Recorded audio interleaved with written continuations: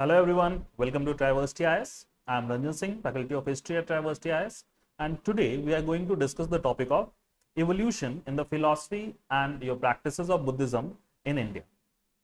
In previous lecture, we have discussed the origin of Buddhism and the Buddhist sources as well as the life of Buddha and Buddha's teachings.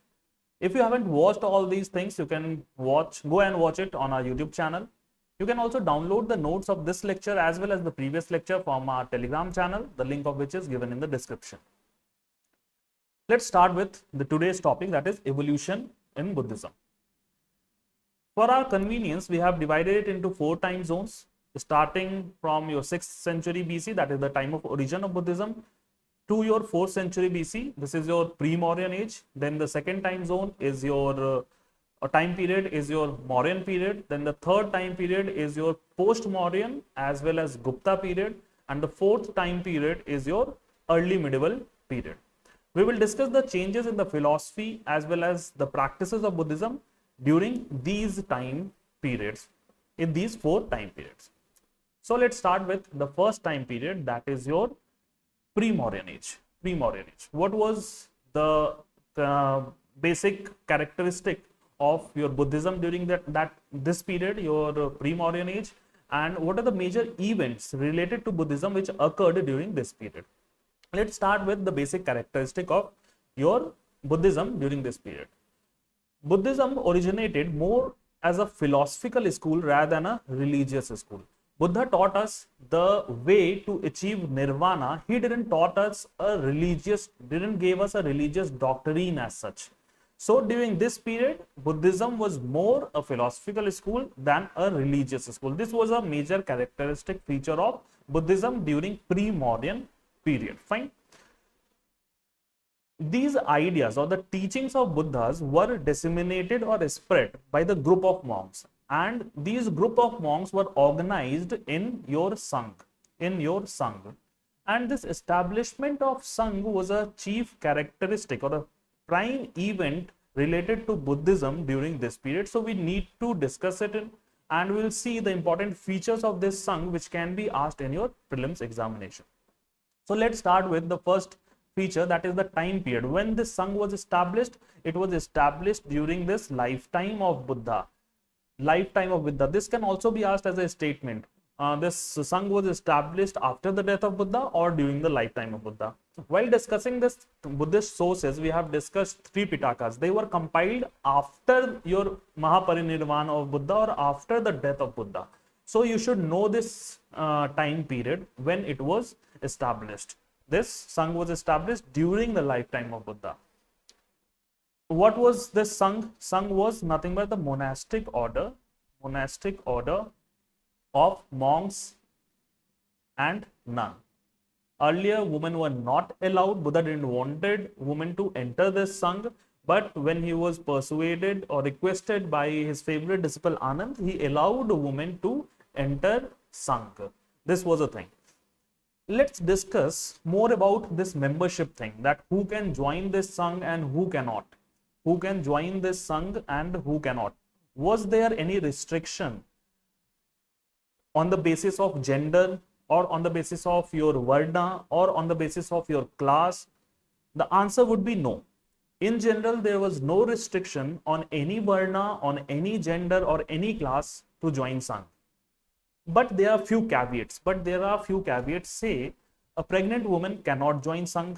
A woman needs permission from her parents, or if married, from her husband before joining Sangh. Similarly, slaves need permission from their masters.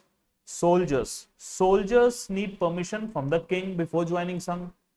A debtor need to repay his debt before joining Sangh. So there are few conditions, few if condition applied thing.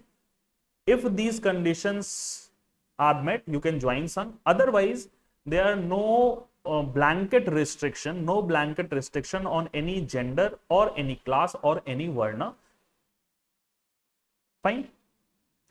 One more thing about this membership is important.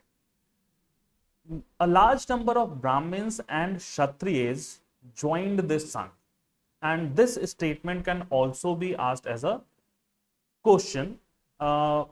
A large number of Brahmins or Kshatriyas joined Sangh or not? So yes, they do join Sangh. Why I'm focusing on this statement? Because it goes contrary to the origin of Buddhism, You know, this origin of Buddhism, or Buddhism originated as a reaction to Brahmanization of society, means kind of against this whole Brahmanical order.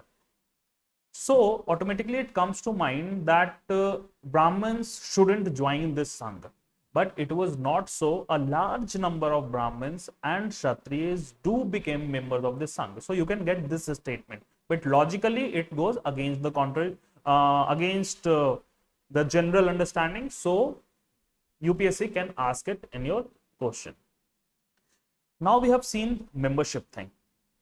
Now, if it is an order of monks or a group of monks living together, then there must be some rules.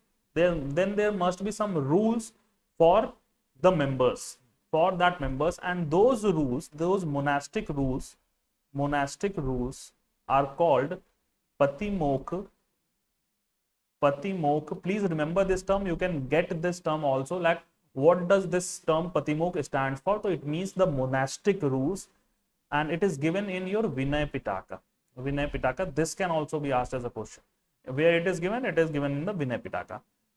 Now it is a group of monks living together, and they are an organization. They are an organization means they must have some kind of organizational structure or a decision making structure.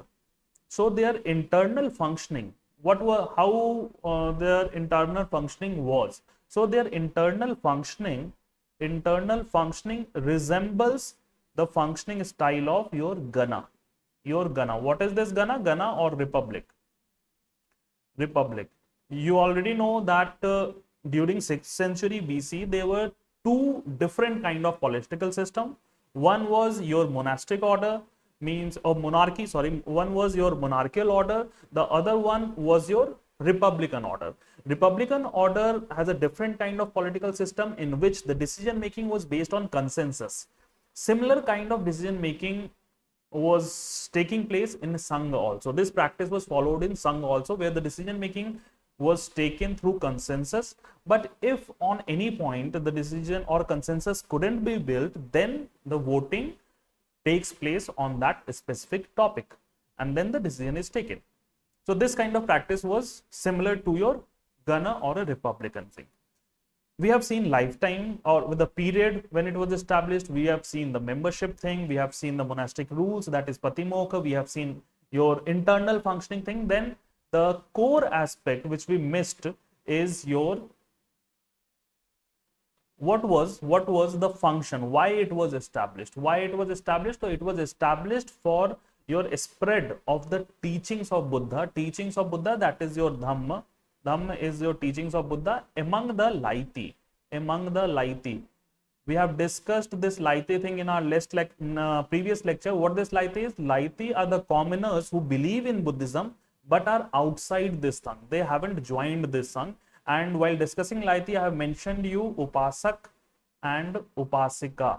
So who are the one? They are the commoners who believe, or the laity. The men laity is called Upasak and the female laity is called your Upasika. Fine.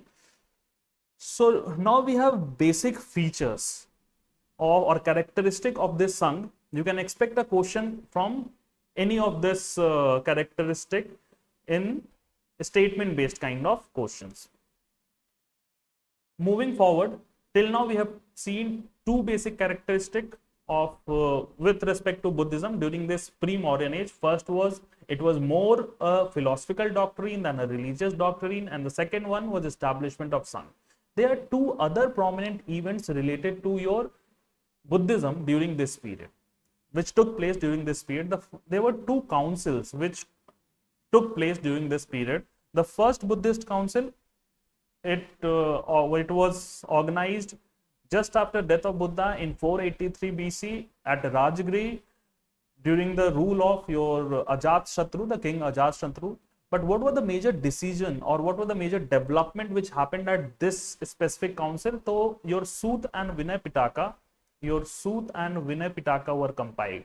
You can Vinay Pitaka was compiled. You can get this kind of a statement that Sut and Vinay Pitaka were compiled at first Buddhist council. Yes, it is true. The second Buddhist council, it took place 100 years after your first Buddhist council at 383 BC, and it was during this Buddhist council that the first fissure or the first division in Buddhism took place. And this whole Buddhist order was divided into two groups. One was Sthavari Vadins, and second one is Mahasanghika. The Mahasanghika are the great community. They call themselves great community. And later you will see that from this school Mahasanghika only you have this origin of your Mahayana tradition of Buddhism. We'll see it when we'll discuss the post-Mauryan age. And this Sthavarivadins, they were the orthodox one who believed in the teachings of elders, means the original teachings of your Gautam Buddha. So this first division took place during this period, your second Buddhist council. What was the reason for this fissure, or what was the reason for this division?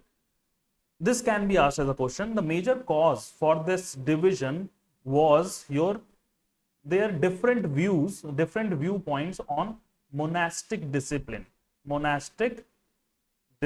This can again be asked as a question, that why this whole Buddhist order divided into your Sthavarivadins and your Mahasanghika during your second Buddhist council. So it was on the question of your monastic discipline. Fine.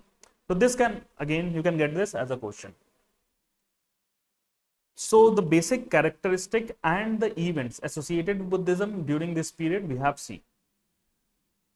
In our next lecture, we will see the Buddhism during Mauryan age. What are the changes which occurred in the basic characteristic of Buddhism as well as the practices of Buddhism?